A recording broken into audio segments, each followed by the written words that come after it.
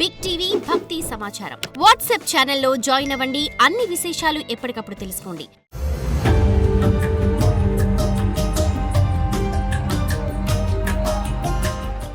ఓం నమః శివాయ.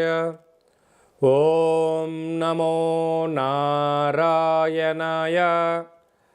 నరదృష్టి నివారణ, సంచిత కర్మ, ప్రారబ్ధ కర్మ, ఆగమిక కర్మ, దోష నివారణ, కాళభైరవాయ నమో నమః.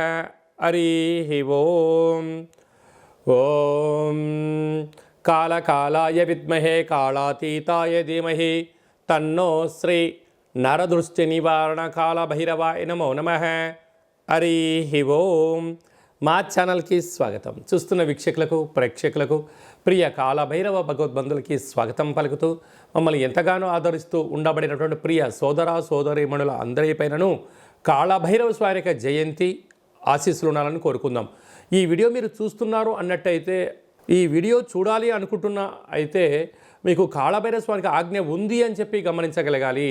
ఈ వీడియో ప్రారంభం నుంచి చివరిదాకా మీరు ఎప్పుడైతే చూస్తారో కాళభైరవ స్వామికి ఆశీస్సులు కలిగి అష్ట కష్టాలకు స్వస్తి పలికి అష్ట ఐశ్వర్యాలకు, ఆనందాలకు, రాజభోగాలకు మీరు అర్హులు అవుతారు అని చెప్పి కాళభైరవ స్వామికి ఆజ్ఞ చేత మీకు చెప్పడం జరుగుతుంది.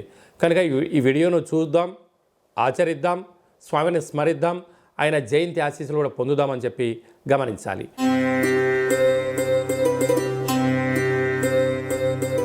కుంభరాశి వారు ఈ ఆదివారం అమావాస్య సందర్భంగా, కాళభైరవ జయంతి సందర్భంగా, ఆంగ్ల సంవత్సరం చివరి మాసంలో ఎలాంటి కష్టాలు ఉంటాయి, ఎలాంటి వీటిని ఎలా తొలగించుకోవాలి, అదృష్టానికి ఐశ్వర్యానికి స్వాగతం ఎలా పలకాలో ఈ వీడియోలో తెలుసుకుందాం. కుంభరాశిలో ఏ నక్షత్రాలు వస్తాయిగా, ధనిష్ఠా నక్షత్రంలోని 3వ పాదం, 4వ పాదం, శతభిష నక్షత్రంలోని 4 పాదాలు, పూర్వాభాద్ర నక్షత్రంలోని 1, 2, 3 పాదములు కలిపితే కుంభరాశి అవడం జరుగుతుంది. కుంభరాశి యొక్క అధిపతి శని భగవానుడు. చాలామందికి పుట్టినటువంటి కాల సమయంలో డేటా బర్తులు లేనటువంటి వారికి పేరు యొక్క మొదటి అక్షరాన్ని అనుసరిస్తూ ఆ రాశిని తెలుసుకునే ప్రయత్నం చేద్దాం. గు, గే, గో, సా, సి, సు, సే, సో, ద అక్షరాల వారందరూ కుంభరాశి జాతకులే. కుంభరాశి యొక్క అధిపతి శని భగవానుడు. రాశిలోనే శని భగవానుడు సంచార స్థితి.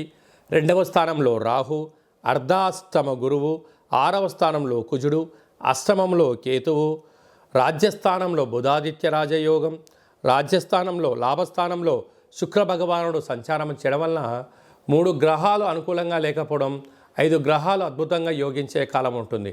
అదే కాకుండా ఏలనాటి శని మధ్యమ సంచార స్థితి. సంవత్సరము ఆంగ్ల సంవత్సరానికి చివరి రోజులు కనుక మీ జన్మ నక్షత్రం రోజున అష్టమి, పూర్ణిమ, అమావాస్య తిథుల యందున దూరావాయు జల ప్రయాణాలు పెట్టుకోకపోవడము ఉత్తమోత్తమం. అప్పులు ఇవ్వకపోవడము యోగదాయకం.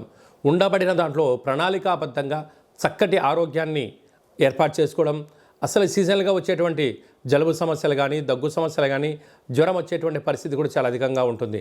సకాలంలో తిండి, సకాలంలో నిద్ర, సకాలంలో తగు వ్యాయామం, ఆరోగ్య సూత్రాలు పాటించగలిగితే ఇదే మహాభాగ్యము అని చెప్పి గమనించగలగాలి.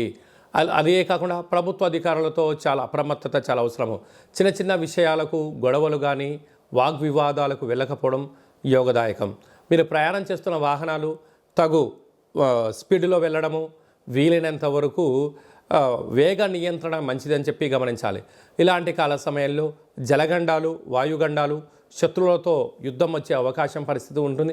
యుద్ధం అనగా మాటల యుద్ధం కానీ, ఏదో ఎక్కడో ఇబ్బంది కలిగే పరిస్థితి ఉంటుంది.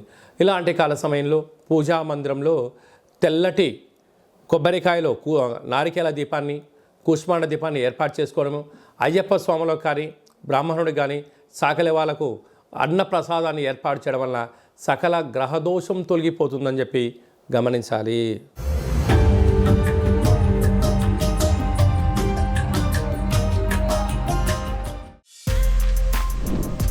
For more videos like this, subscribe Big TV channel.